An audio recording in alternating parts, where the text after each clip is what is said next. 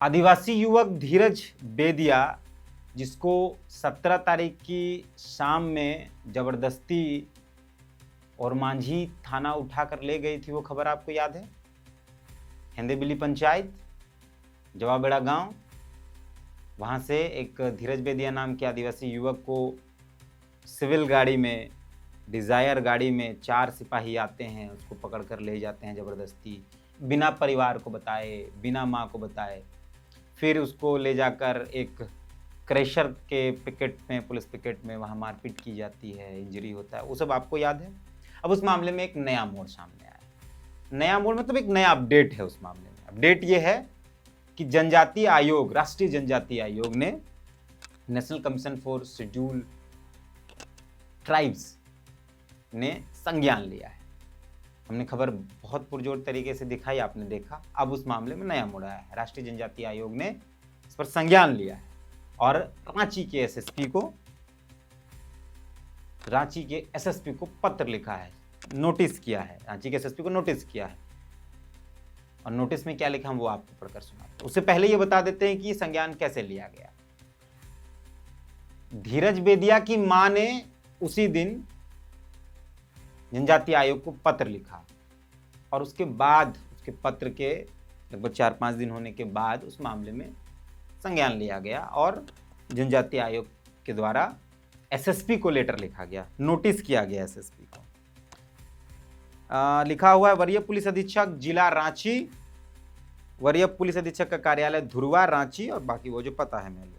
विषय, प्रार्थनी के पुत्र को बिना सूचना के पुलिस द्वारा जबरन उठाकर ले जाने के संबंध में श्रीमती आसो देवी, पति स्वर्गीय श्री जगदीश बेदिया, ग्राम जावाबेड़ा, पोस्ट हेंदेपिली बिली, थाना और मांझी, जिला रांची का दिनांक 19/5/2021 का अभ्यावेदन।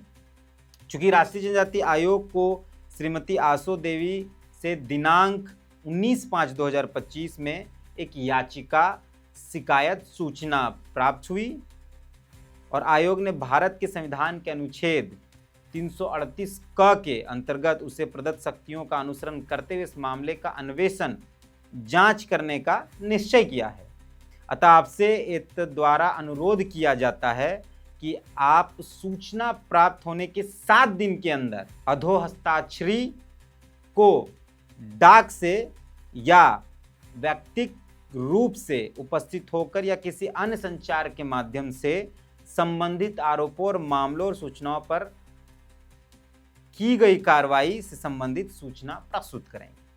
कृपया ध्यान रखें कि यदि नियत अवधि में आयोग को आपका उत्तर प्राप्त नहीं होता है तो आयोग भारत के संविधान के अनुच्छेद 338 क के अंतर्गत उसे प्रदत्त सिविल न्यायालय की शक्तियों का प्रयोग कर सकता है तथा व्यक्तिगत रूप से या प्रतिनिधि के माध्यम से आयोग के समक्ष उपस्थित होने के लिए आपको समन जारी कर सकता है। और HR मीना है, सिग्नेचर उन्होंने किया है, स्क्रीन पर दिख रहा होगा। तो अब मामला बड़ा हुआ। अब जो अत्याचार कोई पुलिस वाला कर देता है, इस मामले में शायद उनको समझ में आया कि ये गलत है, ये गैर कानूनी भी है और आपराधिक भी है कि आप किसी परिवार के व्यक्ति को, किसी अपराधी को, किसी को भी आप ले जा रहे हैं, परिवार के लोग को बताएं। अब इस मामले में बहुत तुल पकड़ेगा, इंजरी रिपोर्ट फिर मांगा जाएगा, परिवार के लोग। अब वो तो सिर्फ उस दिन का आवेदन है जिसमें इस बात का जिक्र किया कि बिना बोले ले जाया गया, लेकिन अब तो आगे बढ़ेगा कि मारपीट भी किया गया। तो इस मामले में और मांझी थाना पर गाज गिरेगी और मांझी थाना के पदाधिकारियों पर भी गाज गिर सकती है कि आखिर किस आधार पर उन्होंने यह कृत्य किया। तो यही अपडेट आपको हम देने आए थे। उनकी माँ ने जो पत्र लिखा था, हम वो आपको थोड़ा सा पढ़कर सुना देते हैं। जो धीरज बेदिया की माँ ने जो पत्र लिखा था, और पत्र में ये बात लिखी थी कि मेरे पुत्र को बिना किसी सूचना के पुलिस द्वारा जबरन उठाकर ले जाने के संबंध में, और वो पूरा डिटेल लिखा था।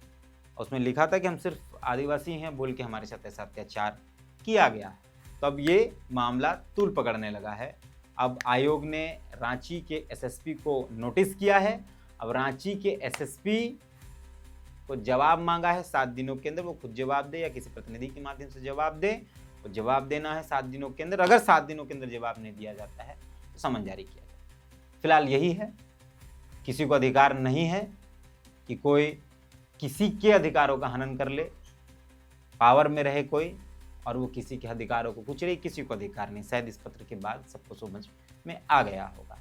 फिलहाल देखते हैं इसमें आगे क्या होगा। जो भी अपडेट होगी हम आपके बीच लेकर आएंगे। और फिर से अंतिम में वही बात, प्रतिक्रिया चाहता हूँ कमेंट के माध्यम से। मिलते हैं।